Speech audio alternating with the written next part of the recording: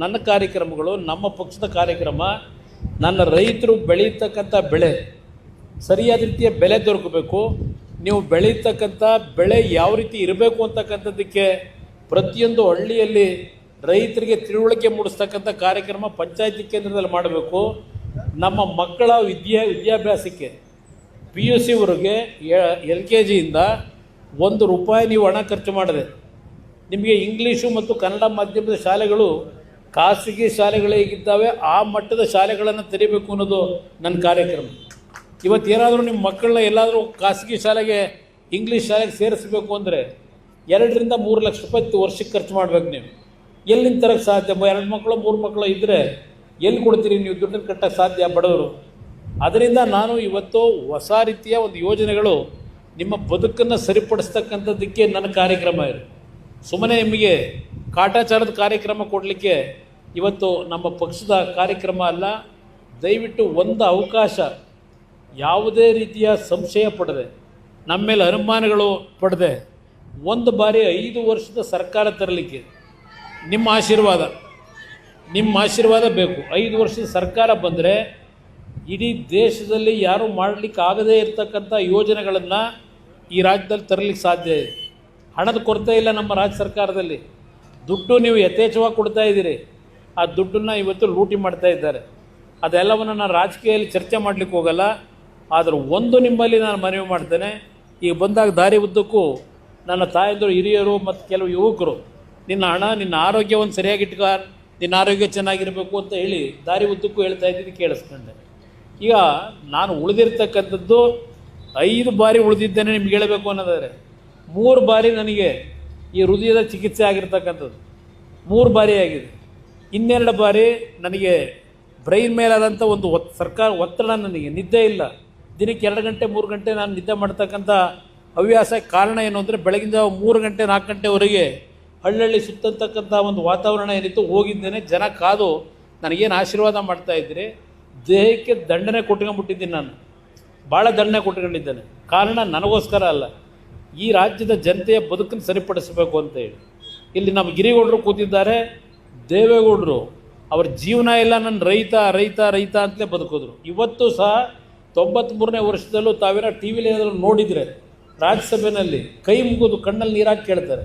ನಾನು ಜನಕ್ಕೆ ನೀರಿನ ಅವಶ್ಯಕತೆ ಇದೆ, ಎಲ್ಲ ನನ್ನ ರಾಜ್ಯಸಭಾ ಸದಸ್ಯರಿಗೆ ಮನವಿ ಮಾಡ್ತೇನೆ, ನಮ್ಮ ಜನಗಳ ಕಷ್ಟ ಬಗೆಹರಿಸಿ ಅಂತೇಳಿ ಈ ವಯಸ್ಸಿನಲ್ಲೂ ಅವರಲ್ಲಿ ಕೈ ಮುಗಿದು ಗೋಗರಿರ್ತಕ್ಕಂಥ ದೃಶ್ಯ ನೋಡಿದ್ರೆ ಹಲವಾರು ರಾಜ್ಯದ ರಾಜ್ಯಸಭಾ ಸದಸ್ಯರು ಕಣ್ಣಲ್ಲಿ ನೀರು ಹಾಕ್ತಾರೆ.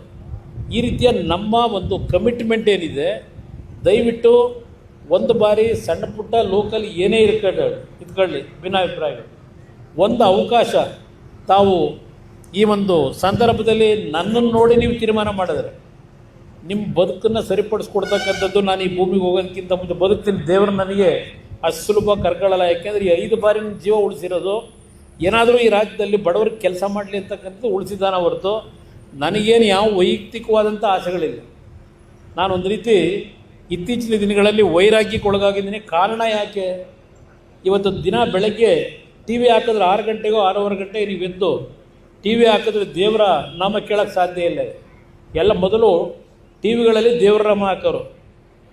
ಈಗ ಬೆಳಗ್ಗೆ 6 ಗಂಟೆ ನಾವು ಟಿ ವಿ ಹಾಕಿದ್ರೆ ಅಲ್ಲೆಲ್ಲ ಒಂದು ಕೊಲೆ ಆಯಿತು, ಇಲ್ಲೆಲ್ಲ ಒಂದು ಹೆಣ್ಣು ಮಕ್ಕಳ ಮೇಲೆ ಅಕ್ರಮ ಆಯಿತು. ಈ ವಿಷಯಗಳು ಇವತ್ತು ಪ್ರತಿನಿತ್ಯ ಏನು ಬರ್ತಾ ಇದೆ. ನಾನು ಅದಕ್ಕೋಸ್ಕರಲೇ ಒಂದು ಮಾತು ಹೇಳಿದೆ ಶಿವಮೊಗ್ಗದಲ್ಲಿ ಮಾತನಾಡಬೇಕಾದ್ರೆ, ನಮ್ಮ ಹಳೆಯ ಸಂಸ್ಕೃತಿಯನ್ನು ಪ್ರತಿ ಶಾಲೆಯಲ್ಲಿ ಕಲಿಸ್ತಕ್ಕಂಥದ್ದಕ್ಕೆ ವಾರದಲ್ಲಿ 1 ದಿವಸ ಎಲ್ಲಿ ನಮ್ಮ ದೊಡ್ಡವರು ಇದ್ದಾರಲ್ಲ, ಇಲ್ಲಿ ಗಿರಿಗೌಡ್ರಂತರು, ಇಲ್ಲಿ ಲಿಂಗಣ್ಣಂತರು, ಅವತ್ತಿನ ಬದುಕು ಹೆಂಗಿತ್ತು. ಇವತ್ತು ರಸ್ತೆ ಆಗಿದೆ, ವಿದ್ಯುತ್ ಶಕ್ತಿ ಕೊಟ್ಟಿದ್ದೀವಿ, ಕುಡಿಯೋ ನೀರು ಕೊಡ್ತೀವಿ, ಉತ್ತಮವಾದಂಥ ಬದುಕು ಎಲ್ಲ ರೀತಿ ಕೊಟ್ಟಿದ್ದೀವಿ. ಆದರೆ ನಿಮಗೆ ನೆಮ್ಮದಿ ಇದೆಯಾ ರಾತ್ರಿ ಮನಗದಾಗ?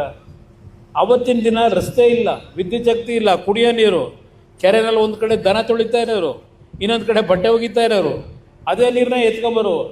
ಮನೆಯಲ್ಲಿ ಆ ಒಂದು ಹಳೆ ಪಂಚೆ ಉಟ್ಕೊಂಡಿದ್ದು ಇದಾಗಿದ್ದರೆ ಹೊರದೋಗಿರೋದನ್ನ ಅದನ್ನೇ ಫಿಲ್ಟ್ರ್ ಮಾಡ್ಕೊಳ್ಳಿವ್ರಿ, ಆ ಕಂಟಕ್ಕೆ ಕಟ್ಟವ್ರಿ, ಆ ನೀರಲ್ಲಿ ಕುಡಿತಾ ಇದ್ದು. ಅವತ್ತೇನೋ ಆಯ್ತಿರಲಿಲ್ಲ, ಈಗೆಲ್ಲೆಲ್ಲೋ ಇಟ್ಟವರಲ್ಲ. ಇಲ್ಲಿ ಇದು ಕುಡಿದ್ರೂ ಇವತ್ತು ಆರೋಗ್ಯ ಸರಿಪಡಿಸ್ಕೊಳ್ಳೋಕ್ಕಾಗಲ್ಲ ಇಲ್ಲಿಟ್ಟಿರ್ತಕ್ಕಂಥ ನಮ್ಮ ನೀರನ್ನು. ಅದರಿಂದ ಇವೆಲ್ಲ ನೋಡಿದಾಗ ನಾವು ಎಲ್ಲಿ ಹೋಗ್ತಾ ಇದ್ದೇವೆ? ನಮ್ಮ ಕುಟುಂಬಗಳಲ್ಲಿ ಅಕ್ಕ ತಂಗಿ ಅಣ್ಣ ತಮ್ಮ ತಂದೆ ತಾಯಿ ಜನ್ಮ ಕೊಟ್ಟಂಥ ತಂದೆ ತಾಯಿಂದರು ಅವ್ರ ಬಗ್ಗೆ ನಾವು ಯಾವ ರೀತಿ ನಡ್ಕೋತಾ ಇದ್ದೇವೆ?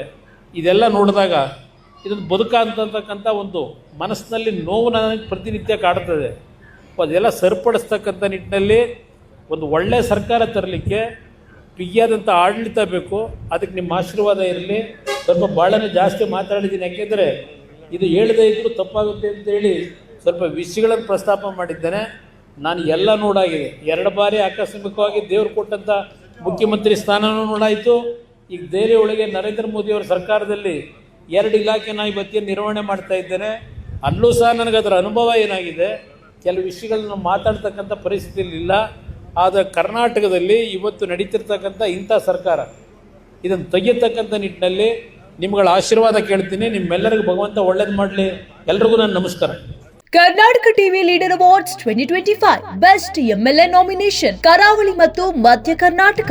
ಟಿ ರಘುಮೂರ್ತಿ ಚಳ್ಳಕೆರೆ ಕ್ಷೇತ್ರ, ಚಂದ್ರಪ್ಪ ಹೊಳಲ್ಕೆರೆ ಕ್ಷೇತ್ರ, ಹರೀಶ್ ಪೂಂಜಾ ಬೆಳ್ತಂಗಡಿ ಕ್ಷೇತ್ರ, ಅಶೋಕ್ ರೈ ಪುತ್ತೂರು ಕ್ಷೇತ್ರ, ಗುರುರಾಜ್ ಗಂಟಿಹೋಳಿ ಬೈಂದೂರು ಕ್ಷೇತ್ರ, ಕೆಎಸ್ ಆನಂದ್ ಕಡೂರು ಕ್ಷೇತ್ರ, ಎಚ್ಡಿ ತಮ್ಮಯ್ಯ ಚಿಕ್ಕಮಗಳೂರು ಕ್ಷೇತ್ರ, ಯಶಪಾಲ್ ಸುವರ್ಣ ಉಡುಪಿ ಕ್ಷೇತ್ರ, ಬೇಳೂರು ಗೋಪಾಲಕೃಷ್ಣ ಸಾಗರ ಕ್ಷೇತ್ರ, ಚನ್ನಬಸಪ್ಪ ಚನ್ನಿ ಶಿವಮೊಗ್ಗ ನಗರ ಕ್ಷೇತ್ರ, ಬಸವರಾಜು ಶಿವಗಂಗಾ ಚನ್ನಗಿರಿ ಕ್ಷೇತ್ರ, ಸತೀಶ್ ಸೈಲ್ ಕಾರವಾರ ಕ್ಷೇತ್ರ. ಕರ್ನಾಟಕ ಟಿವಿ ವಾಟ್ಸ್ಆಪ್ ಚಾನೆಲ್ ಮೂಲಕ ವೋಟ್ ಮಾಡಿ ಹಾಗೂ ಇವರಲ್ಲಿ ಬೆಸ್ಟ್ ಎಂಎಲ್ಎ ಯಾರು ಕಮೆಂಟ್ ಮಾಡಿ. ನೀವು ಸಣ್ಣ ಆಗಬೇಕಲ್ವಾ? ಅದು ಒಂದು ಉತ್ತಮ ಆಹಾರದಿಂದ ಸಣ್ಣ ಆಗಬೇಕಲ್ವಾ? ಪ್ರತಿದಿನ ನಮ್ಮ ಜೀನಿ ಸ್ಲಿಮ್ನ ಯೂಸ್ ಮಾಡಿ ಯಾವುದೇ ಸೈಡ್ ಎಫೆಕ್ಟ್ ಇಲ್ದಂಗೆ ನೀವು ಸಣ್ಣ ಆಗ್ತೀರಾ.